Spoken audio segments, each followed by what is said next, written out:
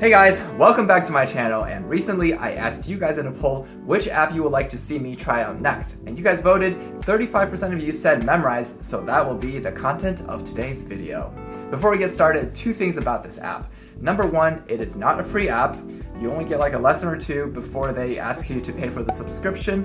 But I reached out to the people at Memrise and they were kind enough to unlock all the features for me today so I can try it out for you guys. And number two, I did a little digging around on this app and I found out that it was created in 2010, which is actually earlier than Duolingo and some of the other apps I've tried out recently, like Lingo Deer or Hello Chinese, making it one of the earliest apps and probably, correct me if I'm wrong, one of the first apps to really take an anti-textbook approach and really promote spaced repetition. So that's kind of cool to know, and I really look forward to trying this app. Let's get started. 我们开始吧. Okay, so here we are in the Memrise app. This is Mandarin Chinese 1. Now, I've gotten a little sick of learning how to say ni hao, so I'm not going to do the first lesson anymore like I did with the other apps. Okay, we're going to do food for thought, because I like food. Ooh, I see a list of food-related phrases. How do I start the lesson? 早上. 早上. Morning. Mnemonics help me learn this. Type something memorable. Yeah, I'm not creative. Forget that. Okay, got it. 中午.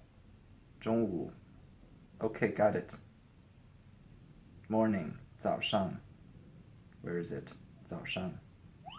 早上. 中午. 中午.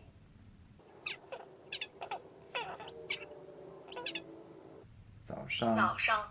早上. I think I press continue to select it.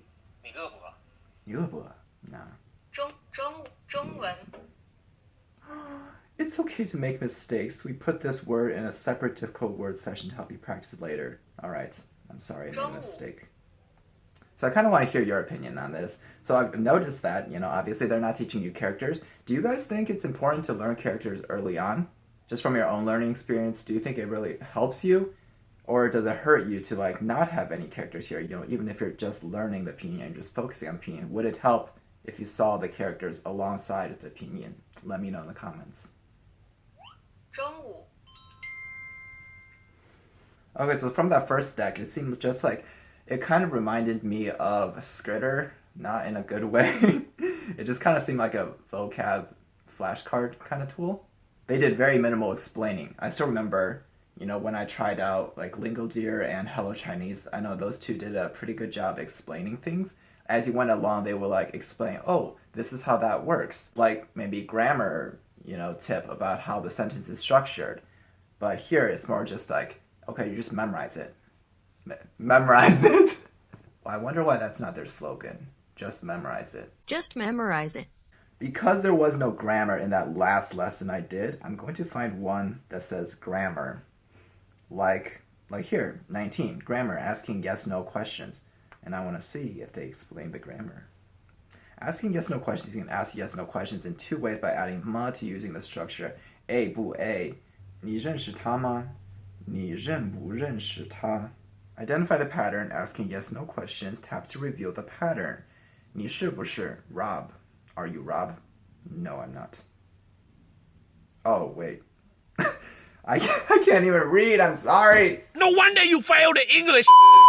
It says 你是 Rob, and I read it as 你是不是 Rob. Okay, so I get what you're trying to do. 你喜欢我吗? So that's how you make it a question. 你喜欢我吗? 你喜欢我吗? You can add ma to the end of a sentence and turn to yes-no question. Think of it as a spoken question mark. Yes, that's how particles work. You add a particle to a sentence, it changes the tone and the purpose of the sentence. It's kind of like a punctuation mark. You can use the structure A 不 A to ask yes-no questions. If A has two characters, you can put the 你认不认识他? Yes. 你是不是认识他? I made a video about this. I'll link it up here. Okay, got it. It's kind of funny because as I'm reading just the pinyin, it's actually confusing me a little bit because I'm not used to seeing. So for children, when you don't know that many characters, you usually get the textbook with the characters and the pinyin over it. I rarely ever see pinyin by itself. 相不相信?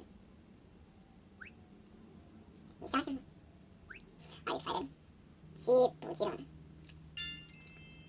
Okay, just kidding. I'm gonna do the first lesson because I need to see how they start. 你好，是不是？谢谢啊，不用谢，我来去。哦，我去，我去的，为什么第一堂课都教你我去？我去，这也太过分了。Honestly, though, I really don't like when people think it's cool to learn swear words and cuss words in foreign languages. I want to do something in the next course, but I'm going to go through all these lessons to look at what the contents are real quick so I can get like a sense of what you will learn if you completed the whole thing without actually having to complete the whole thing.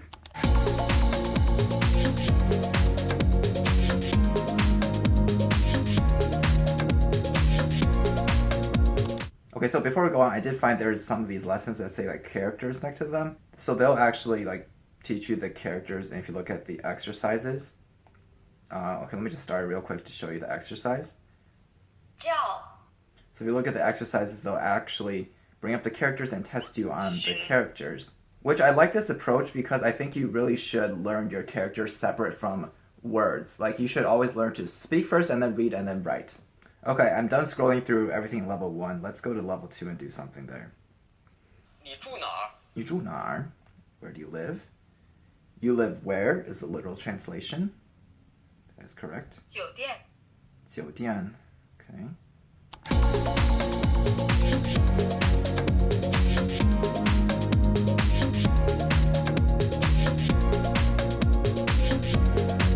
Says you should be learning 500 words over 22 levels. How much was in the last one? The first course is 500 words. The second one is also 500 words. That's 1,000, which would make it around HSK 4, theoretically. No. See, the thing is, when you count words, you can repeat characters. Because one character can, pair up with other characters to make many words. I don't feel like this is very high level. So I don't know why I feel like even though like in the first level it's like 500 words, in this level it says 527 words, the content doesn't feel like that much. 太渣了。太渣了。女神。女神。地铁。The literal translation for this should be ground steel, I think. 地铁. Tie is steel. 地铁站。Oh, iron. I'm sorry, my chemistry teacher, I don't remember the difference between steel and iron. Find your way around China, talk about the future, learn some great Chinese expressions. 需要帮助吗?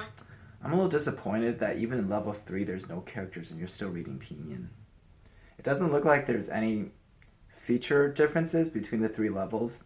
It's just different levels of vocabulary. So why don't I go to the very end and let's see what's the extent of how much can you actually learn if you learned all of it. Okay, it's a little weird that the days of the week is the last lesson. That seems like pretty basic stuff.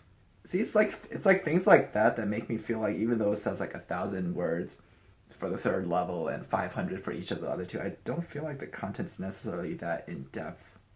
Like even in these like later lessons, we can open this up, and these characters are pretty simple.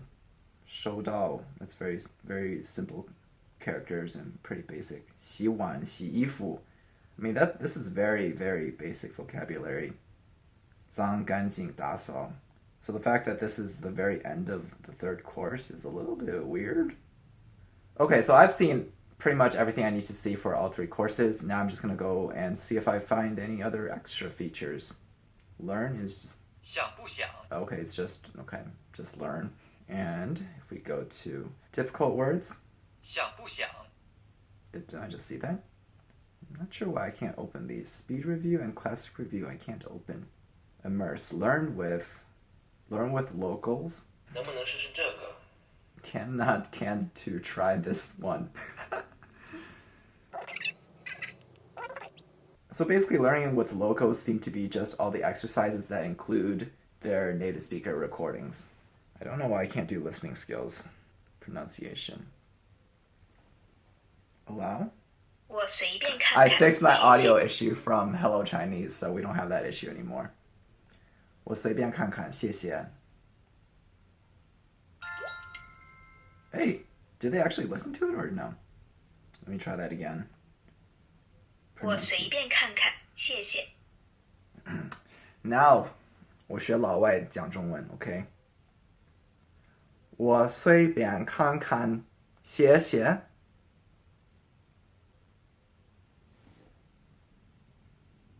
yes, not quite. Let me try 老外讲中文，但是就差不多讲的对。我随便看看，谢谢。Okay. You know, I just remembered something. It never taught pinyin. It relies so heavily on pinyin, but never taught pinyin. Okay, I'm done with this app. Let's do the conclusion. Okay, so if I were to sum up this app in one sentence, it would be something like this.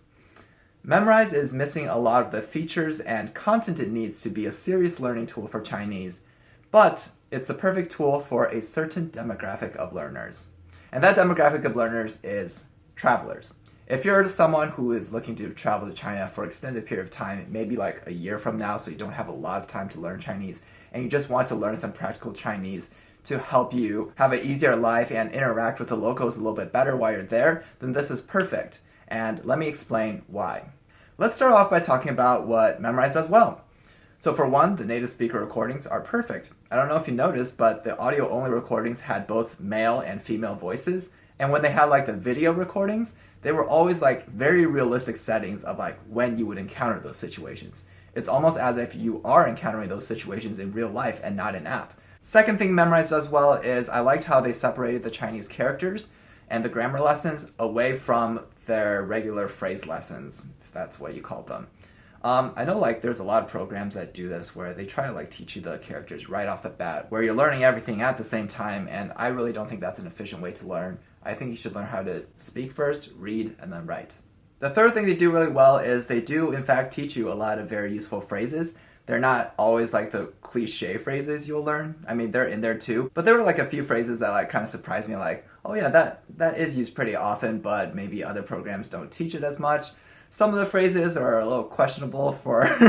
But hey, I mean, they're all pretty commonly used. So I think their overall selection of phrases that they're teaching is pretty good. And a couple small things. The pronunciation engine is pretty good. Obviously, just from my very unscientific test of it. I found that if I spoke the phrase so bad that it was basically unrecognizable, it would say it was wrong. But even if it was pretty bad, but I would still recognize it, it would take it. And also the spaced repetition review is pretty good on this app. I didn't mention this before, but I actually have used Memrise as a third-party tool for my Korean learning. If you didn't know, you can actually make your own courses on Memrise, which basically you can just use it as a flashcard tool. And I've always found that just when like I feel like I'm about to forget like a phrase, it would always make me review it, and the timing is pretty good. It's spot on. So you can probably already tell just from these advantages I talked about, it's a very good tool to help you remember phrases, and that is why I think it is very heavily catered towards people who are traveling. If you need to learn these phrases, you can learn them fast in a short amount of time. But now let's talk about why it's not a good tool for long-term learners. So the first reason why Memrise is not a good tool for long-term learners is, well, pinyin wasn't even there, so you have to kind of learn that or figure that out on your own. And then later on, they don't include the Chinese characters and rely extensively on pinyin. And that is a problem because if you want to eventually read Chinese, there's no point in practicing your reading for pinyin. I mean, I talked about it during the video how like I felt awkward reading just pinyin because nobody ever does that. You know, that's not something you do in a realistic situation. The second thing that's missing is word and phrases breakdowns. Now this is something I've seen in other apps that I found was really useful, where they'll teach you a sentence and then you can click on the individual words to see exactly what they mean. While Memrise did give you like a literal translation, it didn't match it up to the characters in the sentence. Oh wait, they don't have any characters. Now this is a problem because having word breakdown will really allow you to see the patterns in the sentences. Even if they don't explicitly explain the grammar, if they at least break down the sentences, over a while you'll start to see some of these patterns and figure it out for yourself. And once you see these patterns, you'll be able to communicate and talk creatively. And that's a big problem with this app, is that you'll learn a lot of useful phrases, but you'll have a hard time modifying them. If you don't understand grammar, you can't express yourself creatively. You can memorize phrases and you can spit them back out, but you won't know how to build your own sentences, you know? In general, I just found that the grammar in this course was very weak. They did explain a little bit, but I felt like they did like the bare minimum for you to understand it, you know. I went on Memrise's website and I actually want to read this sentence here. They say, with us, it's about jumping in and giving it a go without worrying about being accurate. So we won't give you grammar lessons from the get-go. That's probably what scared you away when you last tried. And then down here, they also say, you read it right. When it comes to speaking a language, it's more important to have the confidence to speak and be understood than worrying about accuracy. Studies show that traditional school methods for teaching grammar can actually slow your progress down, so we put them on the back bench. So I actually want to add another group of people that this app would be perfect for, because I see where they're coming from. If you're really unmotivated and you're very easily discouraged, then this app could be for you, because it teaches you like all the fun things to say, like things you want to learn. So if you need something to like kickstart your learning and get you going, you can start with this app and then later on learn all the grammar and the back end things that you need to learn. This is like how all the K-pop stans, they all just want to learn how to say things like "오빠, 사랑해, 보고 싶어요." But once they have to like learn like actual Korean grammar, like nah. One last thing I want to mention is that a lot of learning programs, they'll like give you the impression that they'll teach you all the insider secrets. Like we'll teach you all the things that native people actually say, you know. And I feel like this app kind of does that because it teaches you a lot of like those like flashy phrases. If you're really serious about your learning, first of all, those phrases aren't that important to learn. Like they're very easy to pick up if you need to pick them up. It's more important to learn the grammar, really. But if and when you want to learn those flashy phrases that people use very often, I think you should just learn it from like real life context. Go online and watch some Chinese dramas, or go find some Chinese YouTubers to watch. For example, I remember that Memrise taught you 太渣了, you know, for like jerk. But if you watch Chinese dramas, I'm sure you'll learn the word 渣. Especially in like rom-coms, they'll use it all the time. 这不叫渣男，什么叫渣男？ Memrise is like, let me compare it to like those YouTube videos that are like how to fake being awesome at piano. You know, it's not like you won't learn something from watching those videos. You will learn how to play piano, but you make it seem like your skills are here when they're actually here, you know.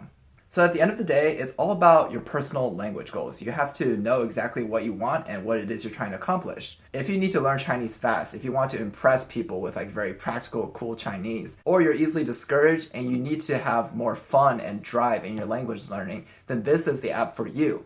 But if you're a long-term learner, if your ultimate goal is to become fluent, you really need to understand the foundations and the core of the Chinese language.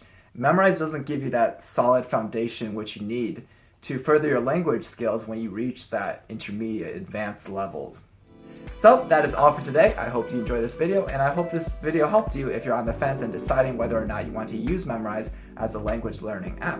If there's another app you would like me to try, drop it in the comments down below. Moving forward, I'm going to try to do more polls and let you guys decide exactly what you want to see on this channel. So make sure to leave those comments and suggestions and vote in the polls when they come out.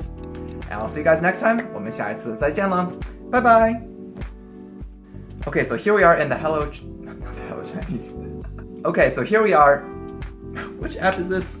Okay, so here we are in the No, this is not Hello Chinese. Sorry.